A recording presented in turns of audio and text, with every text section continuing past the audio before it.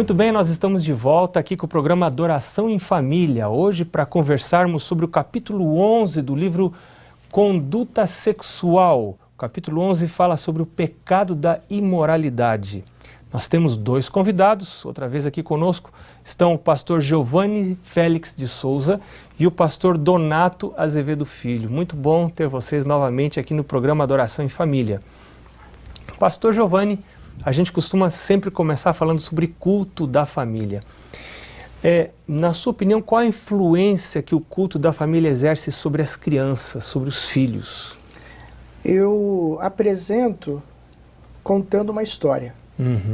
Uma senhora americana uma vez foi cuidar de algumas crianças em um outro país, filhos de um rei. E o rei falou para ela: eu não quero que você ensine princípios cristãos, eu quero que você ensine inglês.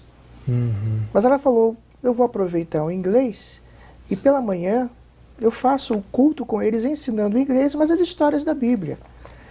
E o que aconteceu? Ela fez o trabalho dela, voltou para os Estados Unidos depois de alguns anos, e um daqueles filhos se tornou o rei. E a primeira coisa que ele fez foi dizer: a partir de hoje ninguém adora mais o rei, porque eu não sou Deus. E disse outras coisas e mudou completamente a postura como um cristão. E falou: agora todos podem adorar o seu Deus.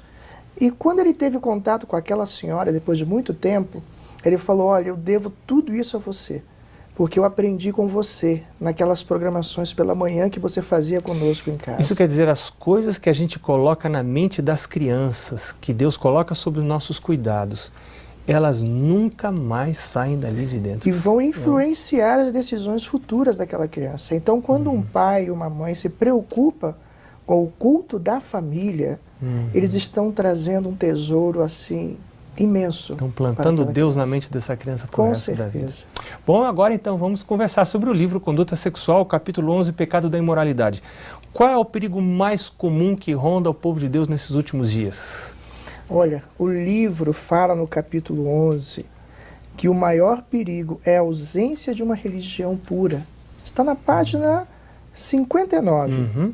E a falta de santidade no coração. Falta de santidade e... A ausência de uma religião pura. Religião é ligação com Deus, é religar Deus. com Deus. Porque né? você deixa o seu coração, o seu caráter exposto a toda e qualquer circunstância imoral deste mundo. Bom, a história do povo de Israel conta que houve um período de libertinagem sexual um pouquinho antes deles entrarem na Terra Prometida.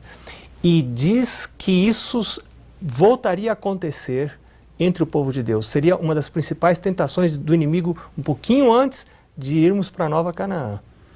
E quais são os resultados da libertinagem sexual na vida de um cristão? Né? É uma consciência, pastor, é uma consciência contaminada com a libertinagem, o afastamento progressivo de Deus e, finalmente, o desprezo total de Deus e seus ensinamentos. Então parece que assim, a sensualidade, a libertinagem sexual é uma coisa tão agradável, que quando a pessoa começa a condescender com isso, ela perde completamente o gosto pelas coisas espirituais, por Deus, pela igreja, pelas coisas santas e sagradas. Eu diria, pastor, que ele começa a perder no momento em que ele começa a perder o foco da religião, da pureza, da santidade. Ele começa a se expor.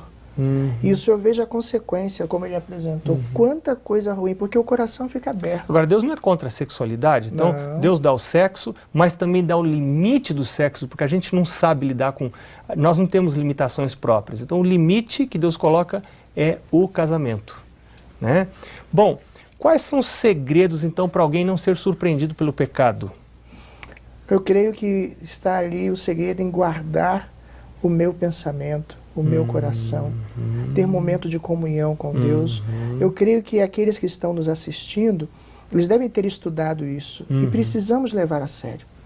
E aí eu volto até o culto da família. Quando você está estudando a Bíblia em casa, com seus filhos, você com a sua esposa, isso produz intimidade. Claro. Isso santifica o nosso pensamento, o nosso coração.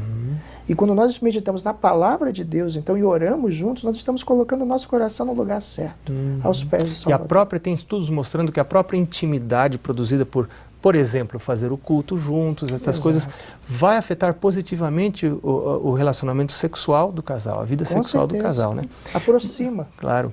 Que tipo de coisas, a página 63, lá em cima, primeiro parágrafo, fala de uma coisa importante que a gente deve ter em mente para evitar o pecado. Que ideia é essa que a gente deve ter em mente para evitar o pecado? É o senso da presença de Deus. Deus está olhando todas as coisas. Não tem nada escondido. Deus é onisciente. Não, nós temos um anjo relator que está escrevendo cada ato nosso. A nossa vida aqui na terra é mais precisa no céu do que uma chapa fotográfica. Que coisa. Então eu estou numa viagem, estou aqui numa festa, ninguém está me vendo, minha esposa, meu marido não está me vendo, mas tem alguém que está me vendo. Você pode esconder do marido, pode esconder da esposa, pode esconder dos amigos, mas você não consegue esconder de Deus. De Deus, é verdade. Tem gente que pensa que porque está casado pode tudo. Mas que tipo de consequências traz a libertinagem sexual dentro do casamento, a imoralidade sexual dentro do casamento? A imoralidade sexual dentro do casamento abre portas para situações que as pessoas não vão imaginar. E principalmente a coisa aí vai querer buscar agora fora, não é, a satisfação de algo que ele não vai conseguir dentro do próprio casamento. Ou seja, a imoralidade dentro do casamento vai deixar o casal vulnerável à imoralidade fora do casamento. Esse é um conceito muito importante, eu gostaria de destacar. Você encontra ele em 2 lugares nesse capítulo, na página 63, no segundo parágrafo, e no parágrafo 0 da página 66, página 66. Ou seja, sexualidade imprópria dentro do casamento vai levar você à sexualidade imprópria fora do casamento. Então, mesmo dentro do casamento é necessário haver limites. Porque a Bíblia diz, um abismo leva a outro abismo. A outro abismo. Uma imoralidade conjugal leva, quem sabe, um caso extraconjugal. Agora, a página 63. Nós vamos para algumas coisas que nos ajudam a resistir à tentação. Que coisas são essas que diz o texto aí? Sincera oração, vigilância, uma fé viva, uma fé atuante. Agora, a gente precisa desenvolver rotinas espirituais, exatamente. né? Porque se você não tem rotina, a gente tem rotina para trabalhar, tem uns que tem horário para começar, horário para sair. Se você não tem, você já começa a estar com a vida complicada. A gente tem que ter horário para comer, para ter um corpo saudável. Para comunhão com Deus, a gente também precisa ter horário, vocês não acham? Para você ter uma vida de oração, você precisa ter regularidade. E essa regularidade exige disciplina.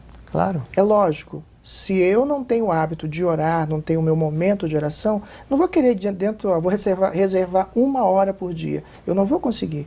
Vou começar com os 10 minutos. Pois é. Mas eu preciso ter o meu momento. E o mesmo para o culto da família. O culto da regularidade. É aquela velha história, né? A natureza mais nutrida vai ser a natureza mais forte. Mais forte. Agora, bem rapidinho, existe um princípio que rege a mente e que pode ser utilizado tanto por Deus quanto por Satanás. Está na página 63, parágrafo 0 e parágrafo 1. Que princípio é esse? Bem rapidinho. É o contemplar as coisas.